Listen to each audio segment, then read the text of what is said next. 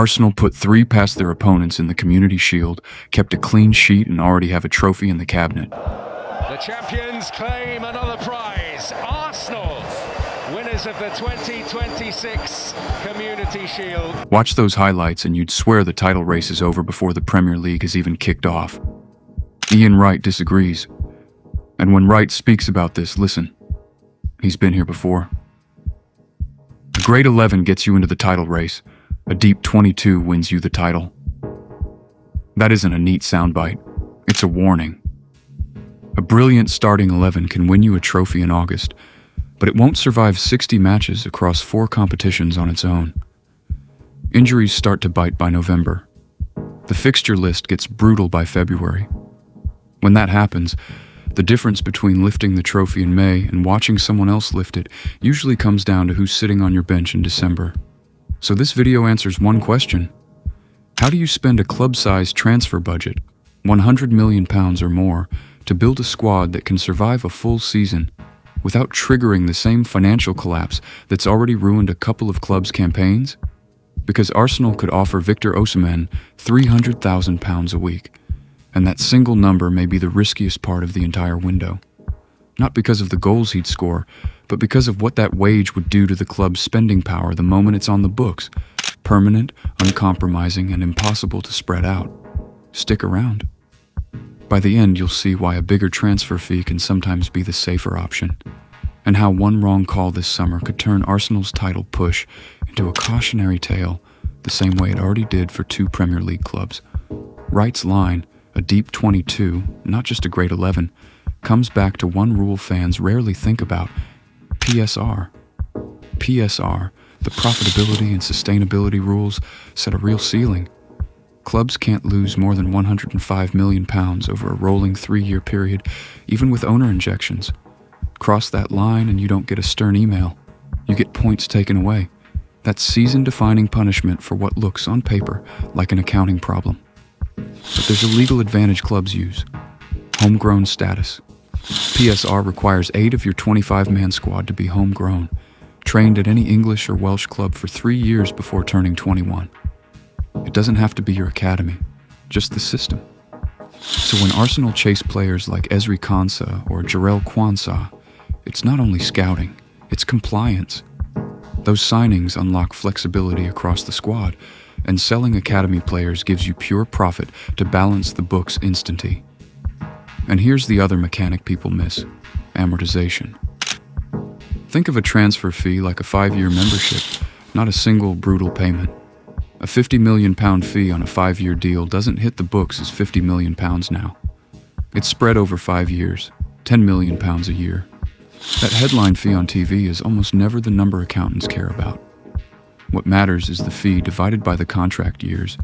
So a club that looks like it overpaid on a long deal can actually be in a healthier position on paper than a club that got a bargain on a short deal. Rule 1 of modern transfers: it's not what you pay, it's how long you're allowed to pay it. Now meet the number that refuses to be amortized: wages. Arsène Wenger drilled this into Arsenal's DNA for years. Wages kill clubs. That's not nostalgia, it's basic math. A transfer fee is a mortgage. You buy an asset, and if it fails, you can sell it and recoup part of the cost. A wage is rent. It's gone the moment you pay it. Every week, with nothing to show for it if things go wrong. Let's make the Osimhen number hit home. £300,000 a week is roughly £15.6 million a year in straight wages. Now compare that to a £75 million transfer fee spread across 5 years. Also about £15 million a year. Similar annual cost on paper, but the difference is critical. The transfer cost shrinks each year on paper. The wage doesn't. The wage is permanent while the contract runs, and wages stack. Sign one marquee player on that salary and you can manage it. Sign a second similar wage a year later, and suddenly you're compounding 2 full, undiscounted salaries under a squad cost ratio that won't budge. That's how depth becomes impossible without trimming elsewhere, triggering panic sales, blocked deals, or worse, in the middle of a season. So the headline transfer fee can be the safer bet. It's a cost that gets smaller every year. Wages are the danger that quietly compounds. So what does it cost to build Wright's Deep 22? And what happens when clubs get it wrong? You don't have to wonder. It's already happened. In recent seasons, Everton and Nottingham Forest suffered points deductions mid-campaign for breaching these PSR rules. Not for match fixing, not for hiding payments, for miscalculating amortization and spending against a cap they didn't manage properly. Their punishment wasn't a corporate fine. It was points taken away while relegation fights unfolded. That's the real stake. This is not accounting trivia. This is the difference between chasing silverware and scrambling to save a season. A Premier League campaign is really 4 overlapping marathons: the League, Champions League, FA Cup, and League Cup. One great 11 won't get you through all of them. You need something close to 2 quality 11s because squads get tested by injuries, suspensions, and fatigue. Think of squad building like insuring a fleet, not one car. You're paying so you're never stranded when someone breaks down in February with the title still in play. The squeeze. Every player added consumes squad cost ratio space. Europe caps clubs at around 70% of football revenue for wages, amortized fees, and agent costs combined. Mess up that math the way Everton and Forest did, and depth stops being an advantage and turns into the thing that costs you points. Where does that leave Arsenal? Modern squad building isn't about who can spend the most. It's a balancing act between 2 very different levers. Amortization, the slow, forgiving cost of transfer fees, and payroll, the instant, permanent drag of wages. Get that balance right and you build the Deep 22 that wins a title. Get it wrong and you risk becoming the next Cautionary example, discovering the mistake with points already deducted. That's why homegrown signings matter.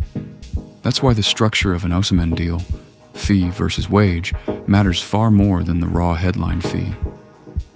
Every name added to this squad is being judged not only on ability, but on whether it fits inside a number that won't bend for anyone. 3 goals in August feel convincing. They aren't. Ian Wright isn't cheering the Community Shield as proof. He's watching the spreadsheet. The uncomfortable truth: Arsenal could be one marquee wage away from testing that 70% ceiling for real. Whether they've built a title-winning 22 or a squad cost ratio problem waiting to happen won't be clear until January, when injuries pile up, fixtures stack, and the accountants reveal whether that depth was real. A great 11 won them a trophy in August. The only question that matters now is if the Deep 22 gets them one in May.